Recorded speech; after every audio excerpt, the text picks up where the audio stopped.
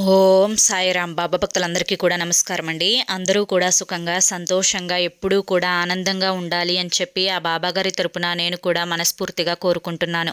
ఈరోజు బాబాగారు అందించే సందేశం ఏంటి అంటే కనుక, తల్లి, ఏ జన్మలో ఏ పుణ్యం చేశావో తెలియదు కానీ ఒకేసారే 45 సంవత్సరాల అదృష్టం అనేది పట్టబోతోంది. జనవరి 9వ తారీఖు నీ అకౌంట్లోకి 25 లక్షలు అనేవి వచ్చి పడతాయి.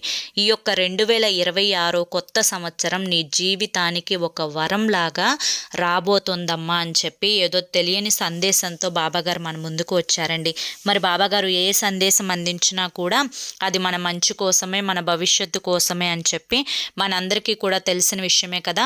మరి ఎవరైతే బాబాగారి యొక్క సందేశం వినాలి అనుకుంటున్నారో వారందరూ కూడా వీడియోకి ఒక లైక్ ఇవ్వండి. కింద కామెంట్ సెక్షన్లో ఓం సాయిరామ్ అని చెప్పి టైప్ చేయండి. మొదటిసారి ఛానల్లోకి వస్తే సబ్స్క్రైబ్ చేసుకోండి. వీడియోలోకి వెళ్లే ముందు చాలామంది కూడా చెప్పుకోలేనటువంటి సమస్యలతోటి సతమతమైపోతూ వాటిని ఎలా తీర్చుకోవాలో తెలియక ఇబ్బంది పడిపోతూ ఉన్నారు. అటువంటి వారి కోసం శ్రీ షిరిడి సాయిబాబా ఆశీస్సులతో జ్యోతిష్యం చెప్పబడును. గురూజీ శివరామరాజు గారు. Phone number 9959422552. మీరు ఇప్పటి వరకు ఎన్నో చోట్ల జ్యోతిష్యం చెప్పించుకొని మీరు ఆశించిన మార్పులు మీ జీవితాలలో జరగలేదని చెప్పి బాధపడి ఉంటారు. కానీ ఇక్కడ అస్సలు అలా జరగదండి. మీ సమస్యలు ఏవైతే ఉన్నాయో, ప్రేమ, పెళ్లి, ఉద్యోగం, రాజకీయం, సంతానం లేక ఇబ్బంది పడుతున్నా, భార్యాభర్తల మధ్య గొడవలున్నా, అప్పుల సమస్యలున్నా, శత్రువుల సమస్యలున్నా, అవేంటో మీరు గురువుగారికి వివరించి చెప్పినట్లయితే వాటికి తగిన పూజలు చేసి గురువుగారు మీకు రోజులలోనే పరిష్కారాన్ని చూపిస్తారు. గురువుగారు చెప్పినట్లు 100కు 1000% జరుగుతుంది. నమ్మకంతో స్క్రీన్ మీద కనిపిస్తున్న నెంబర్కి కాంటాక్ట్ అవ్వండి. అంతేకాకుండా భార్యాభర్తల మధ్య వశీకరణ, స్త్రీ మరియు పురుషుల మధ్య వశీకరణ కూడా 100% జరపబడును. మాకున్నటువంటి ఎన్నో రకాలైన సమస్యలు కూడా గురువుగారు చేసిన పూజల వల్ల అన్నీ తీరి ఈ రోజున మేము ఆనందంగా ఉంటున్నాము. వెంటనే మీరు కూడా ఈ నెంబర్కి కాంటాక్ట్ అవ్వండి. ఇక బాబాగారి యొక్క సందేశం ఏంటో ఇప్పుడు మనం తెలుసుకుందాం.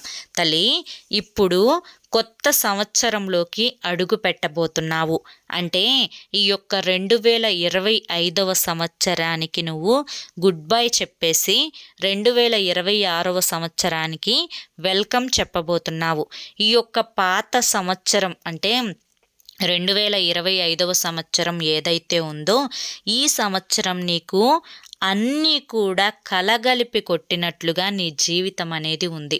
అంటే 100% మనం చూసుకున్నట్లయితే 100%లో ఒక 30% మాత్రం అప్పుడప్పుడు సంతోషాలు చుట్టాల్లాగా వచ్చి పలకరించి వెళ్ళిపోతూ ఉంటే, మిగతా 70% మాత్రం ఎటు నుంచి ఏ ఆపదొస్తుందో, ఈ వచ్చిన కష్టం నుంచి బయటపడలేనేమో, ఇది నాకెందుకు వచ్చింది, ఈ సమస్య దూరమయ్యే మార్గం ఏంటి, ఇది లైఫ్ లాంగ్ పడాల్సిందేనా, ఇక దీనికి అంతం అనేది లేదా, ఇలా ఏవేవో సమస్యలు అనేవి నిన్ను వెంటాడి వేధించి నిన్ను మానసికంగా, శారీరకంగా కృంగతీశాయి అని చెప్పి చెప్పొచ్చు. ఇవన్నీ ఒక ఎత్తైతే, ఇటు అనారోగ్య సమస్యలతో బాధపడుతూ, అంతేకాకుండా ఇంట్లో భార్యాభర్తల మధ్య గొడవలు జరుగుతూ, పిల్లలకి చిన్న చిన్న అనారోగ్య సమస్యలు వస్తూ, డబ్బు దగ్గర కొంచెం ఆర్థికంగా ఇబ్బందులు పడుతూ, ఏదో జీవితం అలా రోజు గడుస్తుంది, ఉదయం అవుతుంది, చీకటి పడుతుంది, నిద్రపోతున్నాము, తెల్లారుతుంది అన్నట్లే ఉంటుంది. కానీ జీవితం అనేది రేపొస్తే ఈ సంతోషం వస్తుంది కదా అని ఆ యొక్క మానసికమైన సంతోషం, ఆ ఆనందం, మనసు లోతుల్లో నుంచి పుట్టే ఆనందం ఏదైతే ఉందో దాన్ని మాత్రం నువ్వు ఈ 2025 సంవత్సరంలో అనుభవించలేకపోయావు.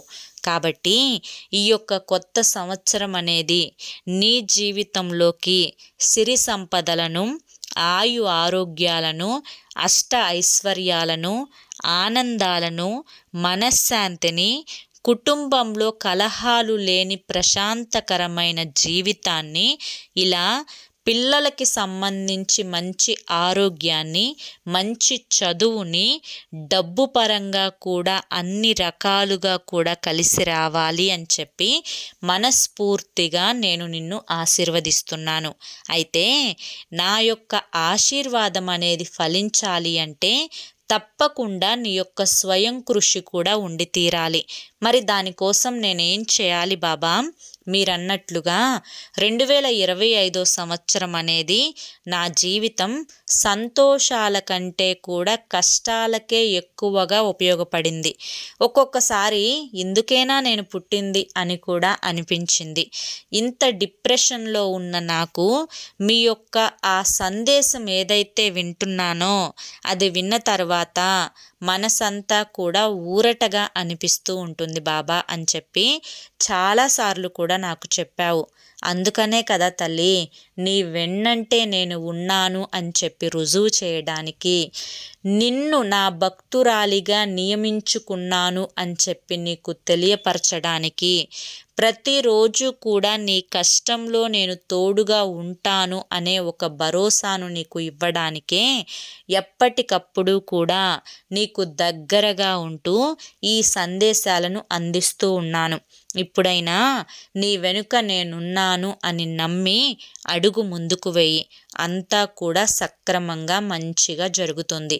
మొదటిగా నీలో నువ్వు కొన్ని మార్పులు తెచ్చుకున్నావు అంటే కనుక ఈ కొత్త సంవత్సరం నుంచి నీ జీవితం అంతా కూడా ఆనందమయంగా మారుతుంది. ఆ మార్పులు ఏంటి అనేది చెప్తాను. జాగ్రత్తగా మనసులో డౌన్లోడ్ చేసుకో, లేదా ఒక పుస్తకం పెన్ను తీసుకొని రాసుకో. ఈ మార్పులు కనుక నువ్వు ఈ యొక్క కొత్త సంవత్సరం నుంచి పాటించావు అంటే నీ జీవితం సంతోషంగా మారుతుంది, నీ ఆరోగ్యం బాగుపడుతుంది, నీ చేతి నిండా డబ్బుంటుంది. మొదటిగా నీ యొక్క సమస్యలేంటి అని చెప్పి నువ్వు ఆలోచించుకోవాలి. ఇప్పుడు ఈరోజు జనవరి 1 అనుకో, అంటే 2026 సంవత్సరం కొత్త సంవత్సరం. నువ్వు జనవరి 1 తారీఖున మొదటిగా నువ్వు చేయాల్సిన పని ఏంటి అంటే కనుక ఉదయాన్నే చక్కగా నిద్రలేచి నీ పనులన్నింటినీ కూడా ముగించుకొని మంచిగా తలంటు స్నానం చేసి ఈరోజు నువ్వు ఈశ్వరునికి నీ చేతితో అభిషేకం చెయ్యి. అభిషేకం చేసి నీ యొక్క కష్టాలను బాధలను ఆ శివయ్యకు చెప్పి తరువాత ఏవి తీరితే నీ జీవితం ఆనందమయంగా మారుతుంది అనేది కూడా నువ్వు శివయ్యకు చెప్పాలి. ఈ విధంగా చెప్పి అభిషేకించుకొని శివుని ముందు దీపం పెట్టి నీ ఇంట్లో దేవుని మందిరంలో చిత్రపటాలకి కూడా మంచిగా పూలతోటి అలంకరించుకొని నైవేద్యాన్ని పెట్టి దీపారాధన చేయాలన్నమాట. మొదటిగా కొత్త సంవత్సరం రోజు నువ్వు చేయవలసిన పని ఇది. ఎవరైతే ఈశ్వరునికి కొత్త సంవత్సరం రోజు అభిషేకంతో వారి రోజుని మొదలు పెడతారో ఈ సంవత్సరం అంతా కూడా వారికి శివయ్య ఆశీస్సులు ఉంటాయి. శివుడాజ్ఞ లేనిదే చీమ కూడా కుట్టదు అంటారు. ఆ శివుడాజ్ఞ లేనిదే నీ జీవితంలో ఏది జరగదు. బోళాశంకరుడు అభిషేక ప్రియుడు. నువ్వు అభిషేకించి నాకు ఇది కావాలి అని వరం కోరితే కాదనకుండా ఇచ్చే ఆ ఈశ్వరుడి ముందు ఏ ఒక్క కుప్పిగంతులు, ఏ ఒక్క కష్ట నష్టాలు అనేవి ఆటాడుకోలేవు అనే విషయాన్ని గ్రహించుకో. ఈ విధంగా పూజా కార్యక్రమం అంతా కూడా ముగించుకొని కొత్త సంవత్సరాన్ని ప్రారంభించు. తరువాత ఈ కొత్త సంవత్సరంలో మొదటిగా నువ్వు తీసివేసుకోవాల్సిందేంటి అంటే కనుక ఎవరైతే నీ వెన్నంటే ఉండి నీ యొక్క బంధువుల ముసుగులో ఉండి నిన్ను అవసరానికి మాత్రమే వాడుకొని అవసరం తీరిపోయిన తర్వాత నిన్ను ఒక యంత్రంలాగా పక్కన పడేసి మళ్ళీ నలుగురిలో వారి విలువ కోసం నిన్ను పిలిపించుకొని మళ్ళీ ఆ అవసరం తీరిపోయిన తర్వాత పక్కకు నెట్టేసి మళ్ళీ ఏదన్నా పని వచ్చినప్పుడు అది గడిపించుకోవడానికి నీ దగ్గరికి వచ్చి మళ్ళీ అది పూర్తయిన తర్వాత నిన్ను దూరంగా నెట్టేసి ఇలా ఏదైతే కొనసాగుతూ ఉందో ఒకరి విషయంలో ఈ ప్రక్రియ, వారిని ఎంతవరకు ఉంచాలో అంతవరకు ఉంచు. ఏదైనా కానీ మొహానే మాట్లాడే అలవాటు చేసుకో. వారితో స్నేహం కానీ ప్రేమ కానీ బంధుత్వం కానీ ఎప్పుడైనా కానీ నీకు కష్టాన్ని తీసుకొస్తాయి అని చెప్పి గుర్తించు. కాబట్టి ఉన్నదేదో మొహానే అడిగేసే ప్రయత్నం చేస్తే చాలా వరకు కూడా నిన్ను నువ్వు నష్టపరుచుకోకుండా ఉంటావు. ఇక్కడ డబ్బు పోకపోయినా కానీ నీ యొక్క మానసిక స్థితి అనేది చాలా ఆందోళనకి గురి అవుతుంది ఈ సన్నివేశాల వల్ల. కాబట్టి వారి కోసం అని చెప్పి నీ మనసుని కష్టపెట్టుకోవాల్సిన అవసరం లేదు.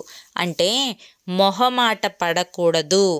ఏదైనా కానీ చెప్పాలి అనుకున్న మాటను ధైర్యంగా చెప్పేసేయాలి. ఎవరి కింద నువ్వు తల ఉంచుకొని బ్రతకకూడదు. ఒకరు డబ్బులిస్తే నువ్వు భోజనం చేసి నీ జీవితాన్ని నెట్టుకుంటూ వెళ్ళడం లేదు. నువ్వు చేస్తున్న పనికి ఎంతో కొంత రూపాయో 2 రూపాయలో నువ్వు సంపాదించుకుంటున్నావు. లేదా నీ భర్త నీకు తీసుకొచ్చి పెడితే తింటున్నావే తప్ప ఎవరి కింద నువ్వు మోచేతి నీళ్ళు తాగి బ్రతకడం లేదు. ఒకరికి భయపడాల్సిన అవసరం లేదు. ఈ విషయాన్ని నువ్వు గుర్తుంచుకోవాలి. తరువాత నువ్వు చేస్తున్న పనులలో ఏకాగ్రతను ఎప్పుడూ కూడా తగ్గించుకోవద్దు.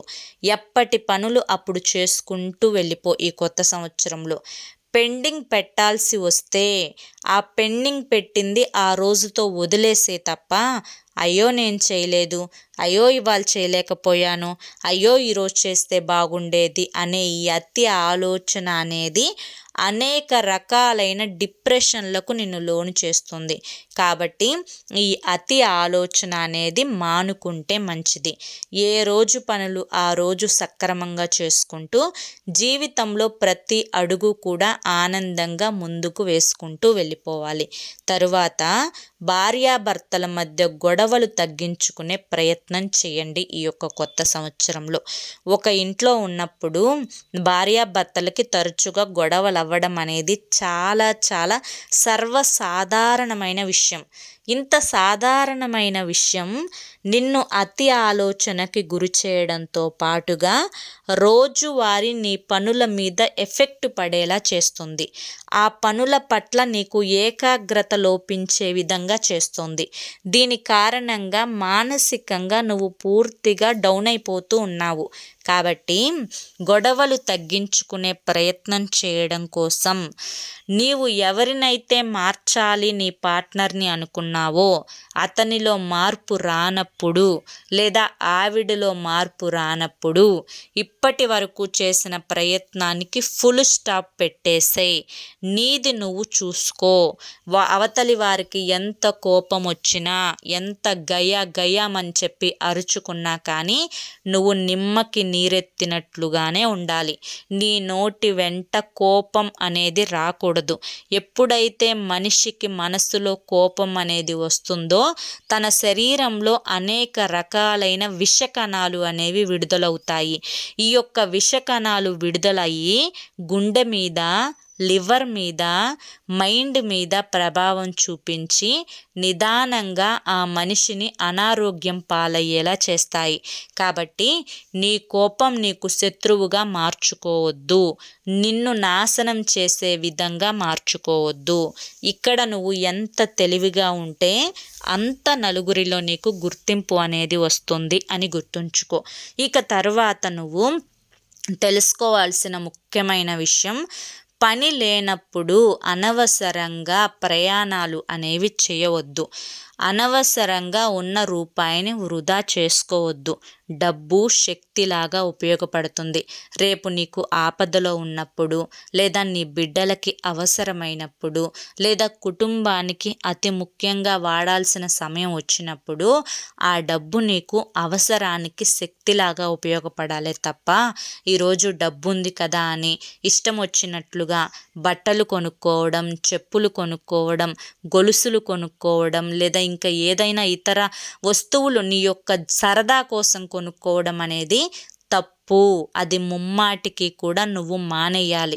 ఇక్కడ నీకు ఒక అనుమానం వస్తుంది, మరి ఈ చిన్న చిన్న కోరికలు తీర్చుకోవాలి కదా బాబా, నాకు అనిపిస్తుంది కదా బాబా అని చెప్పి. అవును అనిపిస్తుంది. అటువంటప్పుడు 10 రూపాయల్లో 2 రూపాయలు ఖర్చు చేసుకొని 8 రూపాయలు పొదుపు చేసుకునే ప్రయత్నం చెయ్యి. దీని కారణంగా నీకు డబ్బు యొక్క విలువతో పాటుగా అవసరానికి నీకు డబ్బు ఉంది అనే ఒక ధైర్యం కూడా నిలబడుతుంది. ఈ విషయాన్ని గుర్తుంచుకో. ఇక తరువాత ఈ కొత్త సంవత్సరంలో అన్నింటికంటే ముఖ్యమైనది, అన్నింటికంటే చాలా చాలా విలువైనది ఏంటి అంటే డబ్బుతో కూడా కొనలేనిది ఈ వస్తువు. ఈ విషయంలో మాత్రం నువ్వు జాగ్రత్తగా ఉండాలి. ఇది నీ జీవితానికి వరం. అదే నీ ఆరోగ్యం. అవును, ఆరోగ్యమే మహాభాగ్యం. ఈరోజు నువ్వు చక్కగా ఒక పొరుపు మీద పడుకొని జీవితం హ్యాపీగా ఉంది అని చెప్పి ఏవేవో చిన్న చిన్న కష్టాలను చూసి బెంబేలెత్తిపోతున్నావు. అదే హాస్పిటల్లో ముక్కుకి ఆక్సిజన్ పెట్టి చేతుల్లో నరాలకి సూదులు గుచ్చి ఆక్సిజన్ మీద నీ ప్రాణం ఉన్నప్పుడు ఏ కష్టాలు నీకు గుర్తుకు రావు, ఏ బాధలు నీకు గుర్తుకు రావు. నా ప్రాణం నిలబడితే చాలు అని చెప్పి అనుకుంటావు, నా ఆరోగ్యం సరైతే చాలు అని చెప్పి అనుకుంటావు. అటువంటి ఆరోగ్యాన్ని జంక్ ఫుడ్స్ తిని, బయట బిర్యానీలు తిని, లేదా బయట నూడిల్స్ తిని, బయట పునుగులు బజ్జీలు తిని చేతులారా పాడు చేసుకోవద్దు. ఈ 2026 సంవత్సరం ఆరోగ్యం మీద కూడా నువ్వు దృష్టిని పెట్టాలి. చక్కగా పండ్లు, ఉడికించిన కూరగాయలు, ఇంట్లో చేసుకున్న ఆహారం టైంకి తినడం, చక్కగా అరిగేంత వరకు పనిచేయడం, కంటి నిండా నిద్రపోవడం, అతి ఆలోచన చేయకుండా ఉండటం, ఇలా చేసుకుంటూ వెళ్ళావు అంటే కనుక రోజు మొత్తంలో 24 గంటల సమయం ఉంటుంది. 24 గంటల సమయంలో నీ కోసం ఒక 45 నిమిషాలు మెడిటేషన్కి కానీ, యోగాకి కానీ, వాకింగ్కి కానీ, రన్నింగ్కి కానీ, జిమ్కి వెళ్ళడం కానీ, ఎక్సర్సైజ్ చేసుకోవడం కానీ ఒక 45 నిమిషాలు నీ కోసం ఉపయోగించుకుంటే నీ జీవితంలో ఆరోగ్యానికి సంబంధించిన ప్రతి సమస్య కూడా వెళ్ళిపోతుంది. నువ్వు ఆరోగ్యంగా నిండు నూరేళ్ళు ఉంటావు. అప్పుడు నువ్వు చేసే పనులలో డబ్బుని బాగా సంపాదించుకోగలుగుతావు.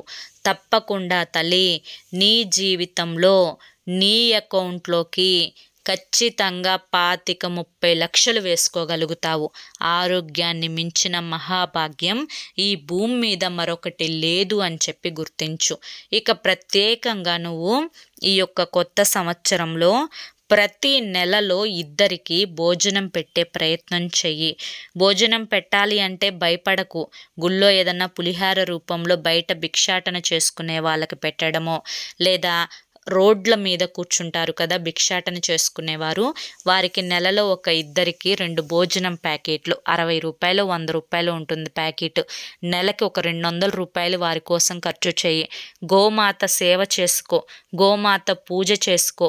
గోమాతలో 33,000 కోట్ల దేవతలు కొలువై ఉంటారు. ఆ 33,000 కోట్ల దేవతల యొక్క ఆశీర్వాదం అనేది నీకు దొరుకుతుంది.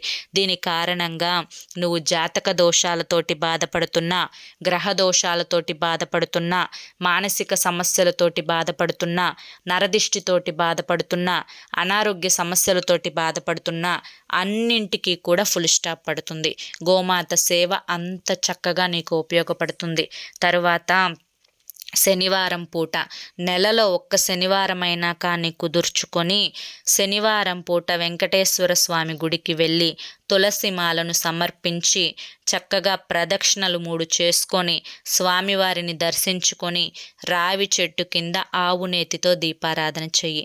దీనివల్ల రాహుకుజ దోషాలు అనేవి పూర్తిగా తొలగిపోతాయి. ఎప్పుడైనా శివాలయానికి సోమవారం పూట కానీ ఆదివారం పూట కానీ వెళ్ళినప్పుడు శివాలయంలో రావి చెట్టు కింద ఉన్న నాగమయ్య రాతి విగ్రహాలకి కాస్త పసుపు కుంకుమ పూలు వేసి పూజించి, కాసిన్ని ఆవు పాలు విగ్రహం మీద పోసి, ఒక తెల్ల జిల్లేడాకు వేసి దాని మీద బెల్లం ముక్క పెట్టి దీపాన్ని పెట్టే ప్రయత్నం చేయండి. దీనివల్ల భార్యాభర్తల మధ్య గొడవలు అనేవి చాలా వరకు కూడా తగ్గిపోతాయి. ఈ కొత్త సంవత్సరంలో ఈ చిన్న చిన్న మార్పులు చేసుకుంటూ, ఈ చిన్న చిన్న పరిహారాలు అనేవి చేసుకుంటూ ఉంటే కనుక నీ జీవితం అనేది ఒకేసారి 45 సంవత్సరాల పాటు నీకు అదృష్టం అనేది వెన్నంటే ఉంటుంది. ఏ కీడు, ఏ గ్రహం, ఏ దుష్టశక్తి ఏవి కూడా నిన్ను ఏమీ కూడా చేయలేవు. నీ వెంట గురుబలం అందించడానికి నేను ఎల్లప్పుడూ కూడా తోడుగా ఉంటాను. నా మీద నమ్మకాన్ని ఉంచి ఆనందంగా కొత్త సంవత్సరాన్ని ప్రారంభించు. డబ్బుకి కానీ, సంతోషానికి కానీ, ఆనందానికి కానీ, ఆరోగ్యానికి కానీ ఎటువంటి లోటు లేకుండా నేను చూస్తాను అని నేను నీకు హామీ ఇస్తున్నానమ్మా అని చెప్పి ఈరోజు బాబాగారు మనకి చాలా చక్కటి సందేశాన్ని అందించారండి. మరి ఈ సందేశంలో ఎంతో గొప్ప ఆంతర్యం ఉంది, మనం అర్థం చేసుకోవాలే కానీ. ఒక తండ్రి స్థానంలో ఉండి బాబాగారు ఎంత మంచి మాటలు చెప్పారు మనకి ఈరోజు. ప్రతిదీ కూడా మనం బాగుపడాలి అనే ఉంది కదా ఇందులో. ఎక్కడా కూడా మనల్ని కృంగతీసే మాటలు కానీ మనల్ని నష్టపరిచే మాటలు కానీ ఉన్నాయా చెప్పండి? కాబట్టి బాబాగారు చెప్పింది చెప్పినట్లుగా చేసుకుంటే జీవితం నిజంగా ఆనందమయమవుతుంది. మరి ఈరోజు ఈ వీడియో మీ అందరికీ కూడా నచ్చింది అనిపిస్తే ఈ వీడియోకి ఒక లైక్ ఇవ్వండి. లైక్ ఇచ్చిన వెంటనే హైప్ అని వస్తుంది, హైప్ ఇవ్వండి. కింద కామెంట్ సెక్షన్లో ఓం సాయిరామ్ అని చెప్పి టైప్ చేయండి. మొదటిసారి మన సాయి పిలుపు ఛానల్లోకి వచ్చినట్లయితే మన ఛానల్ని సబ్స్క్రైబ్ చేసుకుని సపోర్ట్ చేయండి.